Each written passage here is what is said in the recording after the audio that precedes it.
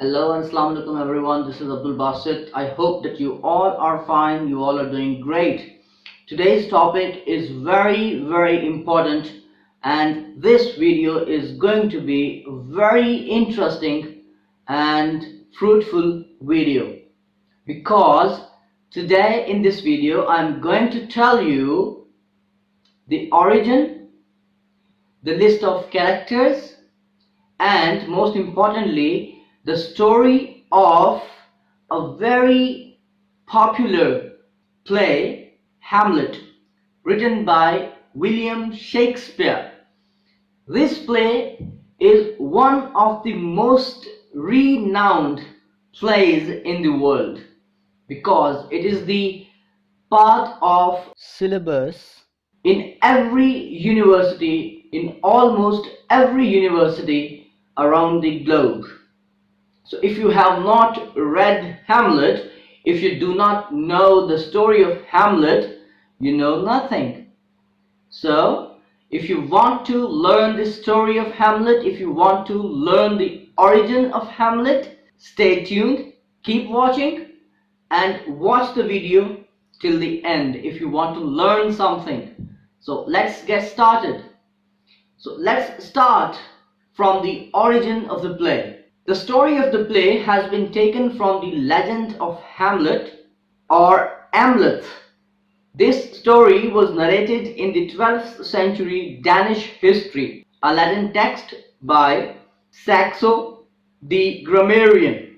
Later on, a French author, poet and translator of the Renaissance, François de Belforest, adapted this version in 1570. In François de Belforest's version, Feng, who is quite unprincipled, kills his brother Horvandil and marries his brother's wife Gerutha. Horvandil's and Gerutha's son Amleth decides to avenge his father's murder. He pretends to be a fool in order to avoid suspicion. With his mother's help and support, Amleth succeeds in killing Feng. He is then proclaimed King of Denmark. Shakespeare's adaptation of this story is much more complex. Well, this story, this historical adaptation has got a very straightforward story. But if you talk about Shakespeare's story of Hamlet, that is much more complex as compared to this. Now let's move to the list of characters. So the first and foremost character that we have is Hamlet, the Prince of Denmark. Hamlet is the Prince of Denmark, son of the murdered king, the hero of the play. The second character is Old Hamlet, the ghost, the former king of Denmark, Hamlet's father who has been murdered. Then Claudius, king of Denmark, he ascends the throne by murdering his brother. Then Gertrude, Hamlet's mother, old Hamlet's widow, now she has married Claudius. The next character is Polonius, the father of Ophelia and Laertes and the chief advisor to the throne of Denmark. Then Laertes, son of Polonius. Ophelia, the daughter of Polonius and sister of Laertes, she is Hamlet's beloved. Then Horatio, Hamlet's closest friend. He stands by Hamlet till the end. Rosencrantz and Guildenstern, friends of Hamlet from the University of Wittenberg. Claudius invites them to court in order to spy on Hamlet. Fortinbras, Prince of Norway, he succeeds Claudius as the King of Denmark at the end of the play. Marcellus, officer of the god, who sees the ghost along with Horatio. Osric, a ludicrous courtier, he organizes a duel between Hamlet and Laertes. So this was the character list of Hamlet. So let's proceed to the short summary of the play. Act 1. The night guards witness the appearance of a ghost of the former king of Denmark for 2 successive nights. Marcellus brings Horatio to see the ghost that appears above the battlements of the castle after midnight. Horatio appears to be skeptical, but when he sees the ghost, he is taken aback. He is appalled. He is shocked. He tries to communicate with the ghost, but the ghost disappears. The ghost appears for the second time and before vanishing makes signs as though it wanted someone to be called there. Since the ghost has a resemblance with Hamlet's father, Horatio and Marcellus decide that the news must be reported to Hamlet. Meanwhile, Claudius, old Hamlet's brother, has been crowned a new king of Denmark. Claudius has married Gertrude.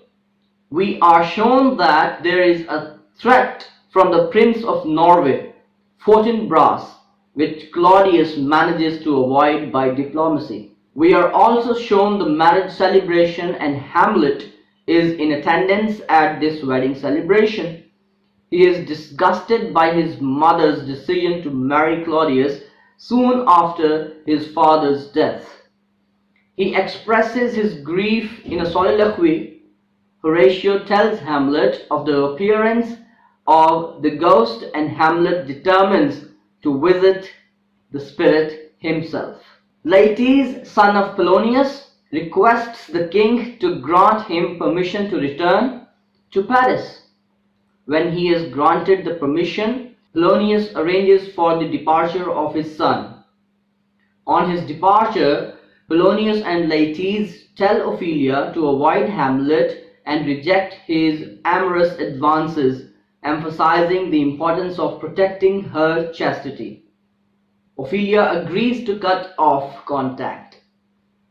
That night, Hamlet accompanies the guards on the watch. The ghost appears and Hamlet talks to the ghost. The ghost tells Hamlet that he was not stung by a serpent as it is being rumored in Denmark. Rather, he was murdered by Claudius. The ghost makes Hamlet promise to take revenge on Claudius. So here the Act 1 ends, and the most important events that take place in this act are the appearance of ghost and the meeting between Hamlet and the ghost, and the secret of Hamlet's father's murder has been revealed by the ghost.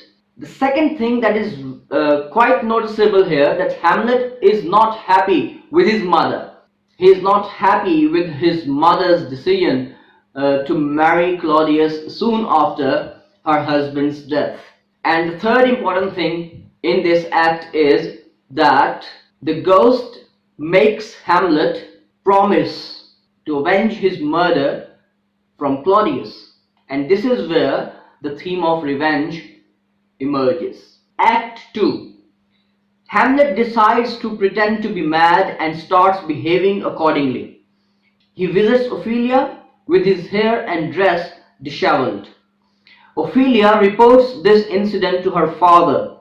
Claudius summons two of Hamlet's school friends, Rosencrantz and Guildenstern, in order to discover the meaning of this strange behavior. Polonius thinks that Hamlet is insane due to Ophelia's rejection of his love. He arranges to test his theory by setting Ophelia on Hamlet when they are apparently alone and then observing the proceedings with Claudius. Hamlet comes to know that some players are on a visit to the court. He plans to put on a play that depicts the death of his father to see whether Claudius is really guilty and the ghost is really to be trusted. Well, this thing refers to the nobility of Hamlet, that he does not believe in what the ghost says. He is a noble person and he wants to confirm whether the ghost is right or wrong. So this is the nobility of Hamlet. Ophelia happens to see Hamlet Apparently they are alone. Claudius and Polonius hide behind a tapestry and observe. Hamlet behaves cruelly towards Ophelia. Claudius decides that Hamlet is not mad for love of her, but for some other hidden reason. Hamlet makes the players to perform the play which he calls the Mousetrap. Among the audience, Claudius, Gertrude, Ophelia, and Polonius are also there. The story of the play resembles the story of the murder that was narrated by the ghost. Claudius is shaken because he is indeed guilty of his brother's murder. Claudius decides that he must get rid of Hamlet by sending him to England. Now Hamlet is quite sure that Claudius is the murderer. Soon after the play, he sees him at prayer. Hamlet gets the opportunity to kill Claudius, but he does not avail it. He thinks that killing him at prayer would send him to heaven, which is hardly true revenge. Hamlet visits his mother Gertrude in her chamber. Polonius is also there, hidden behind the tapestry. Hamlet offends his mother with his disparaging remarks. She tries to move out in anger, but Hamlet pins her to the chair, demanding that she must listen what he has to say. Gertrude cries for help. Polonius also starts crying for help behind the tapestry. Hamlet stabs Polonius through the tapestry, thinking he has killed Claudius. So in Act 3, the first important event is the meeting between Hamlet and Ophelia. Hamlet behaves cruelly with Ophelia that confirms to Claudius that he is not mad for love. And then Hamlet arranges the play. He arranges the performance of the play, the story of which resembles the story of his father's murder and the story that was narrated by the ghost. So when Claudius watches that play performed by the players, there is a clear sense of guilt on his face. He immediately leaves and goes for prayers. The next thing that is very important here, that Hamlet sees Claudius at prayer and he has an opportunity to kill him, but he does not do so because he thinks that if he kills him now, it means that Claudius will go to heaven and this will not be revenge. It is actually the procrastination on the part of Hamlet. Well, Hamlet procrastinates. He lacks decisiveness. This is what causes his death and the death of so many other characters. Death of Polonius is also another important event in this act. Hamlet accidentally or unknowingly kills Polonius, considering that it was Claudius who was hiding behind the tapestry. Act 4. Hamlet is unwilling to tell the whereabouts of the body of Polonius. After much questioning, Claudius convinces Hamlet to reveal the hiding place of Polonius' body. He then makes arrangements for Hamlet, accompanied by Rosencrantz and Guildenstern, to go to England immediately. Claudius writes a letter to the English court asking them to kill Hamlet immediately upon his arrival and places the letter with his two friends. Ophelia has gone mad due to her father's death. She sings childish songs and speaks nonsensically. Laertes soon returns to Denmark and demands an explanation of Polonius' death. Claudius poisons his ears and convinces him that Hamlet is their common enemy, therefore they should join hands against him. Claudius' plan to get Hamlet killed in England fails because of the reversal of fortune on the sea. The news arrives that Hamlet's ship was attacked by pirates and he himself, after managing to escape, has safely arrived in Denmark. Claudius and Laertes decide that Hamlet must be killed. They decide to arrange a duel between Laertes and Hamlet in which Laertes' sword is secretly poisoned so as to guarantee Hamlet's immediate death. As backup, Claudius decides to poison a cup of wine and offer it to Hamlet during the contest. At the end of Act 4, a tragic news of Ophelia's death by drowning arrives. Gertrude tells that Ophelia has drowned while playing in a willow tree by the river. So in Act 4, Claudius' cunningness and shrewdness have been revealed. This is one of the most important events in the play, that Claudius plans to get Hamlet killed by the English court. He sends Hamlet to England with the plan to get him killed. The next important event in Act 4 is that Ophelia has gone mad because of her father's death, and she starts singing childish songs, and she talks senselessly and nonsensically. There is a reversal of fortune in Act 4. The reversal of fortune in Act 4 is that Hamlet's ship is attacked by the pirates, and he somehow manages to escape, and he returns to Denmark safely. And meanwhile, Claudius and Laertes are planning to kill Hamlet by hook or by crook. And another sad, tragic, and bad news that arrives at the end of Act 4 is that Ophelia dies. She dies while drowning in the river. Act 5. As Hamlet enters Elsinore, he passes by the side of a graveyard. He notices a freshly dug grave and a funeral approaching it. Soon Hamlet learns that the grave has been dug for Ophelia. He jumps into the empty grave and disputes with Laertes. The scene ends with Laertes and Hamlet apparently reconciled to each other. Later, Hamlet tells Horatio about Claudius' plot to have him killed in England.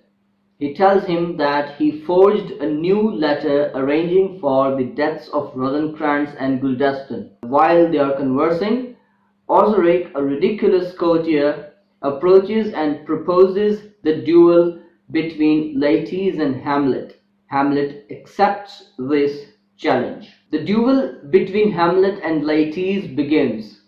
Hamlet wins the first two passes. In the celebration of Hamlet's victory, Claudius offers him the poisoned wine. Hamlet refuses the drink. In his stead, Gertrude drinks a toast to her son from the poisoned cup. The third pass also goes to Hamlet. Laertes attacks the prince and wounds him with his poisoned sword. A serious fight starts in which the swords are exchanged. Hamlet injures Laertes with his poisoned sword. Just then Gertrude collapses. She declares that she has been poisoned. Laertes, also dying, confesses the whole plot to Hamlet, who finally attacks Claudius, stabbing him with the poisoned sword and then forcing the poisoned drink down his throat. Hamlet too is dying. He says to Horatio, "Horatio, I am dead. Thou livest. Report me and my cause arrived to the unsatisfied." And Hamlet dies. Just then, Fortinbras arrives at the court, accompanying some English ambassadors who bring word of the deaths of Rosencrantz and Guildenstern. With all the immediate royalty of Denmark dead, Fortinbras asserts his right to the crown. He arranges for Hamlet to receive a soldier's burial. So in Act 5, four major deaths occur. The deaths of Rosencrantz and Guildenstern have also been reported at the end of the play. So, because of the procrastination of Hamlet, so many deaths occur in the play Hamlet, and In Act 5, Hamlet, Claudius, Laertes, and Gertrude die. And previously, we have seen the deaths of Polonius and Ophelia. So many people die in the play Hamlet. So in the next video, I'll bring the analysis of this play. I'll talk about the different aspects of Hamlet. So I hope that you have enjoyed this video. You have learned something from this video. If you have learned something, please hit the like button and subscribe to my channel if you have not already done yet. Thank you very much. Bye bye. Take care.